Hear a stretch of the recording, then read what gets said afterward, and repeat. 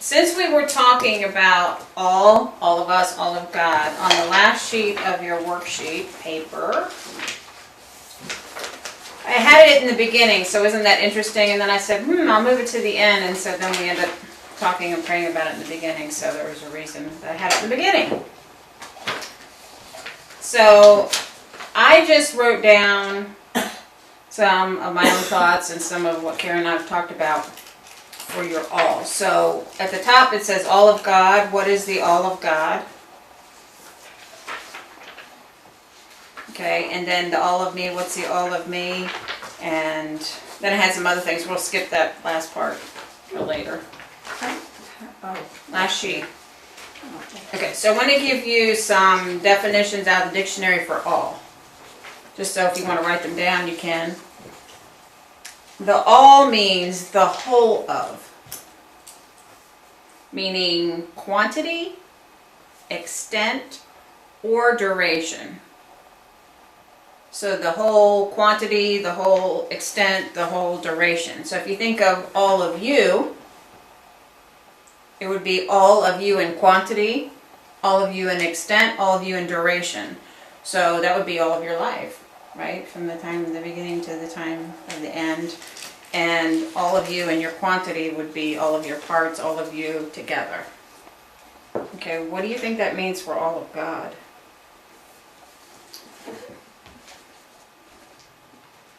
All of God in His quantity, extent, and duration. That's a lot. And there's no beginning or end to God, right? Say whatever you want. And so you can see right then, even just me saying it out loud, I'm thinking, wow, people have really thought of God as being small. Even if they say, oh, well, God is big and God is this and that, if you look at it in the definition, you go, wow, He's a lot bigger than I thought He was. Okay, all, another definition, the whole number of, used in referring to individuals, particulars, the greatest possibility, or the greatest possible, is another definition for all.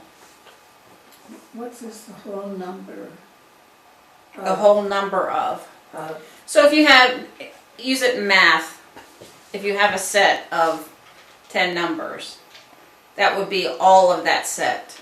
That's how they use it in those terms. But if you think of it as you, the whole number of you.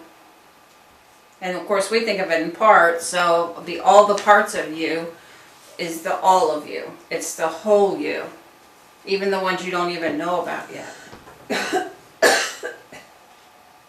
That's the whole you. And the whole of God is all of Him, all His aspects, all His characteristics, everything about God, even the ones we don't know about yet. And all three persons. And all three persons, that's right. People leave out the Holy Spirit. That's right. The Father, the Son, and the Holy Spirit. All Some three. people leave out. I use all three. You have to repeat what I say. Some people leave out Some people leave out the Holy Spirit. the Holy Spirit. That's right. And that's not all of God. No, that's not all of God. And then if you think of all the characteristics of each one, so you have God the Father, Jesus the Son, and the Holy Spirit, they have all their aspects and characteristics too. So God as all three persons is way past what I can even think in my mind at this moment. So Infinite. yes.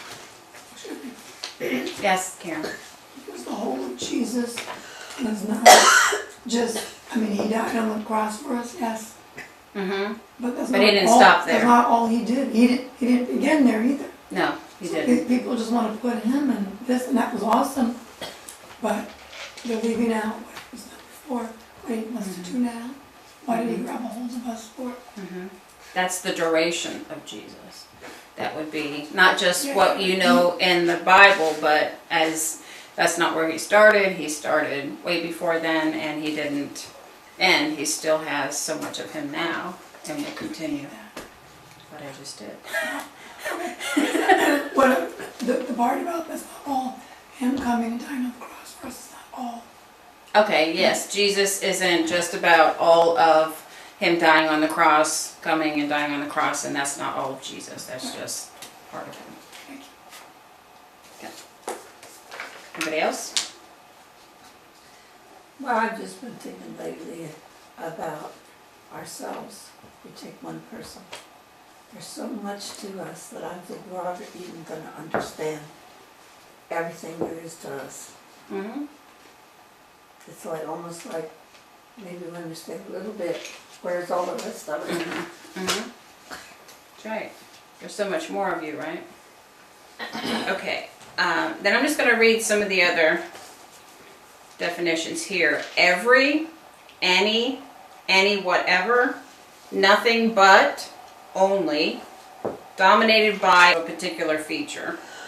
The whole quantity or amount, the whole number, everyone, everything, one's whole interest, energy, or property, the entire universe, wholly, entirely, completely, exclusively, each, everything considered, in general, altogether, everything regarded as important. That's all. It's a lot, right? I feel the massive, huge of that. It's like, huge. Okay. So, the all of you is you being all of you, the whole you, all the parts of you, your whole personality, the greatest possible you. Everything. Your whole interest, your whole energy, your whole property. Only you and all of you, everything considered in general, altogether, everything important. So I just took all the definitions and put them under you. And then Karen and I were talking about this, and Karen, you were saying this, you need a place that, you need a place that you can be all of you so that you can't spread into those around you. That's talking about the neutral zone, but it also about the all of you. There's plenty of room for all of you, and it protects the other person too. So when you are, wherever you are, and we're going to talk about the neutral zone, is that you get to be all of you no matter where you are. Okay. Just like when I was in the store. Right. I have to be all of me. What happens when you get into a group of people that dominate you? And get the parts of you rescued that want to be dominated. But what happens is, a lot of people, they want to change and they want to be like everybody else in that group. So that, what would you call that? The funny part of you? Well, you're denying yourself in order to fit in and get approval. People don't know they're doing it, don't know you know about parts, you know that you're leaving all your parts and going ahead and coming out there or getting approval by other people. Then everybody starts looking alike, which is not what God made. Right. And I think this is key because it's come up several times so far today, is that if you're going to be the all of you, you cannot deny yourself. If you start denying yourself, you're losing some of yourself. That's good. I'm glad you said that. Yeah. And that's you stepping over to the side, you stepping back, you trying to be like everybody else, you being the nice person because that's the Christian thing to do, and blah, blah, blah. And thumbs down for that one. Got to say that again. How do you say that? If you're all of you. If you're going to be the all of you, you cannot deny yourself or any part of yourself. Because then you leave some of you behind. Feel the power of that. Because that really was a conscious thing that I did yesterday, was to say, I am not going to deny this part of me who doesn't want to do that. You know. To say what happened yesterday? Well, I went into a store yesterday, and I already feel this, like, people are going to think I'm awful. So that's got to be a part of me. The all of you, Sherry. Went into a store, and I was getting ready to check out, and they used to have, like, ropes or whatever where you just go and, well, they moved all that so you could go to either side of the cashier. There was something in between. Well, I stepped over to the right, and about 5 seconds later, here comes another lady and she came over to the left side. Well, the checkout lady was checking out the last person, and then she looked at the other gal and says, well, I don't know who was first. Well, I stepped up because I knew that I was first. And the other gal says, oh, I think we were here at the same time. So I didn't even acknowledge that. I just stepped up. The way I would have done it before was to say, oh, well, something about, oh, will you go ahead? You know, to act like the nice person, be what I always thought was the Christian thing to do, was to go, oh, well, you can go on ahead. Well, I was running late. I needed to be somewhere within a couple of minutes. And so I said, no, I was here first. I'm going to step up, pay for my stuff, and get out of here. And it was really fast, but then I realized that this was also part of me that was coming forth saying, I don't feel like being friendly today. I don't feel like acting nice. I don't feel like being the good Christian, whatever, you know, in the culture. But I went out of there, sort of questioned myself, but I felt good about what I did. So then I said, okay, God, is this okay to do? And he's like, yeah, it's okay to do. But then I realized, wow, if I wouldn't have done that, I would have denied myself and denied who I was at that moment. And I wasn't feeling nice. I wasn't feeling fake. You know, I didn't want to be fake. I was like, this is the real me. This is how I feel. This is what I'm going to do. So that was good. So that was me being all of me. Yes. I need to repeat this because I think in some people's minds, because Jesus said something about, you know, if you don't pick up your cross and deny yourself, then you can't follow me. Now, he's not talking about denying a part of you. He's saying to make a sacrifice. You're making a conscious choice to say, okay, I'm not gonna, you know, like the other day, I gave someone money, well, because God was impressing upon me too. Well, that means that $20 wasn't gonna be something that I wanted to go buy. It was gonna be what she needed and wanted to go buy. That was what God was impressing me to do. So at that point, I was denying myself being able to buy something, but I wasn't denying a part of me. Right. So when Jesus says, pick up your cross, deny yourself, it's not leaving parts behind. It's making a choice to say, oh wait, instead of you buying $20 of ice cream or whatever you want to buy, this lady needs it more, give it to her. Right. We're not contradicting what Jesus said about picking up your about cross. Sacrifice and serving others and stuff like that. But we're saying we're not going to leave ourselves behind. And so we're taking all of us then to go do. Right. I can actually hear you pretty good, so I probably, Yeah, okay, I think that's good. That is good. That means to deny the flesh. Right, deny the flesh. Right. Well, I got a question. I gotta bring this in.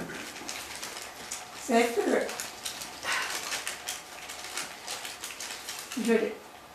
I know that we're taught growing up we had to act a certain way because we were, I forget how it was worded, we represented Jesus Christ, you know. So we're supposed to act a certain way. And what happens, I had this happen to me in the office, was I said something that wasn't cursing, but it wasn't a nice word. And so what I got in my face was, hey, I thought Christians didn't say things like that. So, you know, so what are you going to be if people are going to judge you and say, oh, well, you're not Christian, and, you know, do you know what I'm saying? So if you're in that same situation now and somebody said that to you and you're being all of you, what would your response be? Well, I'd probably say, you know, being a Christian does not mean that you are perfect, but what it means is that you believe in the Lord Jesus Christ and blah, blah, blah. That's what I'd say today. I would say, But I why was having a bad day, so I said that. So, you know, get out of my space. I mean, just, And what I hear is you being you, how you respond, and that's her being her. Well, knowing who it was and everything, I would have had to say that. But if you ask Dee how she'd respond, or me, I'd probably be different in that. But that's being the all of you too, but saying, hey, I'm human too, I have feelings and emotions, I'm having a bad day. But because of my parts, I backed off. Yeah. But today's a new day. Thank God. Okay, so at the bottom here, the all of God, what does that mean? Let's just think a little bit and brainstorm of what do you think the all of God looks like? And let me give you an example. Last night when I was doing this, I just went online and I looked up all the characteristics of God. Okay, I put in the word all. I came up with websites that said, 10 characteristics of God, 20 characteristics of God, 3 aspects of God. And I'm thinking, this is very, very limited. And this is what, if people were to go in and look up and say, this is all there is to God. I'm like, wait a minute, that's only a little piece of what God is. And then I was reading the list, I'm going, well, what about this? And what about that? And what about this? And so, we couldn't list. I think it would be really hard to list all the attributes of God, all the characteristics of God, all the characteristics of Jesus, all the characteristics of the Holy Spirit, all the aspects of them. What are they like at this time? What are they like with this? What have we heard him say? It would be pages and pages and pages and books and books and books of who God is. So, just your thoughts about what do you think about the all of God? Those are my thoughts. God is love. I always think of that one.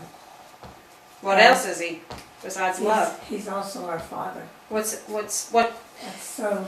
If you have love, what else is he though? Because I hear that a lot. God is love. God is love. God is love. Was he anything else besides love? Does God hate things? Yes. Do we hear much about God hating? No. Well, it's in the scripture. Right, It's in the scripture. sometimes the scriptures point to God. What's the Christian culture say? You don't hear about hating. No, God hates no. this. God hates injustice. God hates things that aren't fair. God hates imbalance. I'm just thinking of some of the other He things hates that he hates. sin, and then there's a whole slew of sin that he hates. I read an article. Things are an abomination to him. Yeah. I'm sorry, I Sam. read an article recently where the person who was writing, I don't know if it was a man or woman, they were I think they were like generation in between like you and I, so Mhm. Generation X. Or no, I think they were supposed to be like millennial or something, which is older and younger, Mhm. somewhat older. So they were saying that like the church would attract more people if it would be like more the way it's supposed to be, And Mhm. like the way it is with all happy, joy, love, it's just they don't even it's just like this is stupid. Mhm. Well, it feels fake. Yeah, it doesn't it's just That's what we were talking about before you came out here. About it feeling fake. Yeah. Because it's not all of who God is. It's only a part of that.